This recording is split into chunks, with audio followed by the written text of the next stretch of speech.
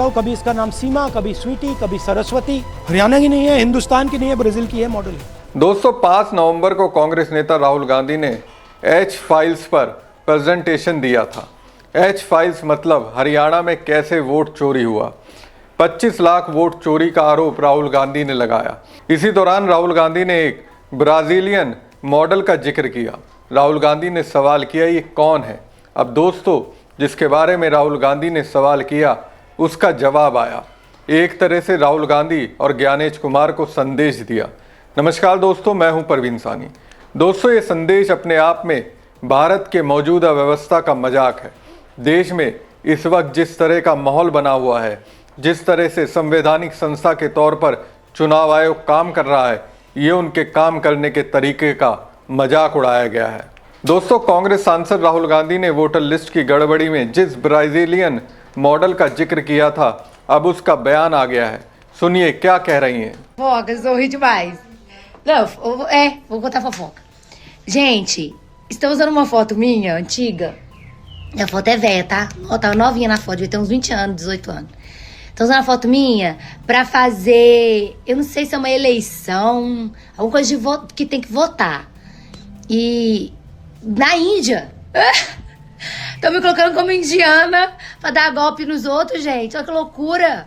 Que doideira é essa? Que mundo nós estamos vivendo? Aí um repórter me chamou, querendo saber sobre esse trem, ligou lá no salão, no meu emprego, querendo conversar comigo pra entrevista. Aí eu não respondi, falei pra Tatá não passar meu número e tal, o cara achou meu Instagram. दोस्तों, ये Brazilian भाषा में बोल रही हैं।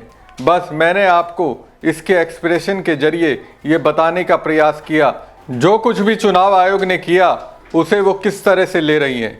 इनके expression में साफ दिख रहा है ये भारत की मौजूदा व्यवस्था पर मजाक कर रही हैं। और ये मजाक बनाने का मौका किसने दिया, किसकी वजह से ये हंसते मुस्कुराते हुए मौज ले रही हैं। दोस्तों, जिस ब्राजीलियन मॉडल की तस्वीर दिखाकर राहुल गांधी ने मुख्य चुनाव आयुक्त ज्ञानेश कुमार को घेरा और बीजेपी पर वोट चोरी का आरोप लगाया, हिंदुस्तान से हजारों किलोमीटर दूर रहने वाली उस ब्राजीलियन मॉडल का नाम लरीसा है।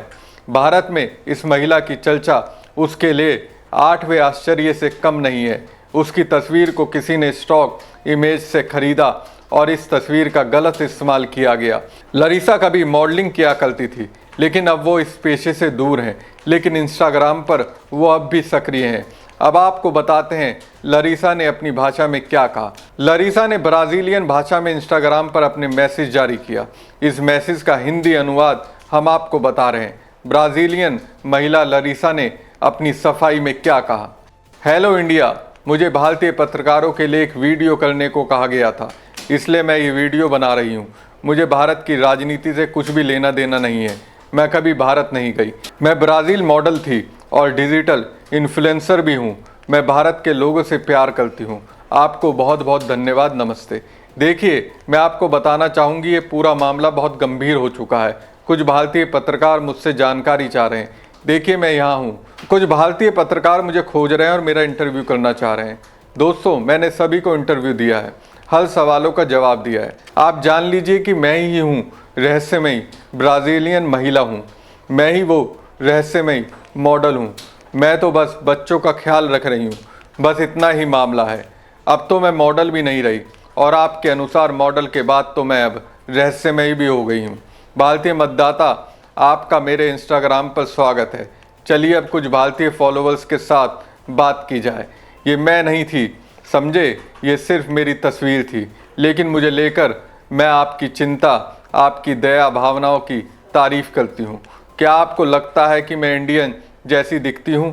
मुझे तो लगता है कि मैं मैक्सिकन जैसी दिखती हूँ।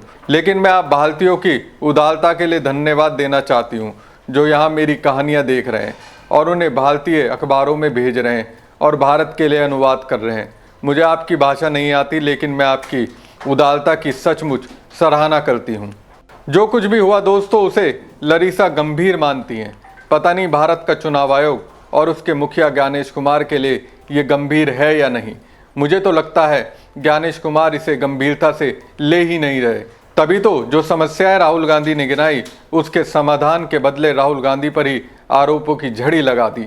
अब देखिए, चुनाव आयोग ने लरीसा को भारत में एक तरह से पॉपुलर बना दिया, एक तरह से भारत का नागरिक मान लिया।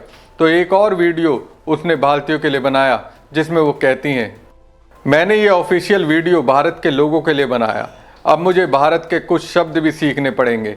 ये शब्द क्या हैं? मैं तो सिर्फ नमस्ते जानती हूँ, और शब्द मुझे क्या सीखने चाहिए। मैं भारत में फेमस हो जाऊँगी। क्या आप इसे यकीन कर सकते हैं? फेमस हो जाऊँगी, समझ गए ना? इस मुद्दे पर इतनी ही बात करनी है, अब बहुत गंभीरता हो गई। इस मुद्दे पर मुझे इतना ही कहना है। मुझे तो ऐसा लगता है लरीसा एक तरह से चुनाव आयोग को शुक्रिया कह रही हैं आपने मुझे फेमस कर दिया।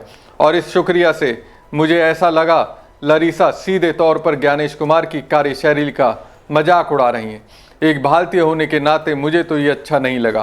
दोस्तों, राहुल गांधी ने 5 नवंबर को एक प्रेस कॉन्फ्रेंस कर दावा किया था कि हरियाणा में जब चुनाव हुए थे उस वक्त 25 लाख फर्जी मतदाता थे।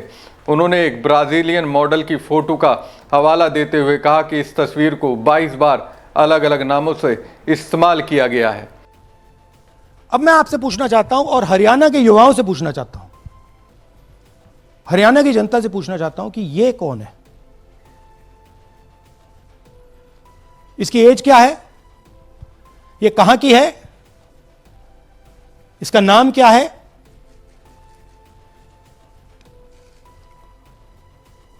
ये आपको बता सकता हूं, कभी इसका नाम सीमा, कभी स्वीटी, कभी सरस्वती। 22 बार हरियाणा के युवा, अच्छी तरह सुनिए, 22 बार 10 बूथ में इसको वोट देने का मौका मिलता है। 22 बार 10 बूथ में राय असेंबली में वोटर लिस्ट पे है। कहां की है? ब्राजील की है। हरियाणा की नहीं है, हिंदुस्तान की नहीं है, ब्राजील की है, मॉडल है।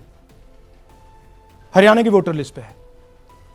चेक करना है तो वो उस पे आप उसको स्कैन कर दीजिए, देख लीजिए। इससे क्या पता लगता है? इससे पता लगता है कि ये सेंट्रलाइज्ड ऑपरेशन है। क्यों? क्योंकि ये 10 बूथ में इसकी फोटो आती है। इसका मतलब ये बीएलओ का काम नहीं है,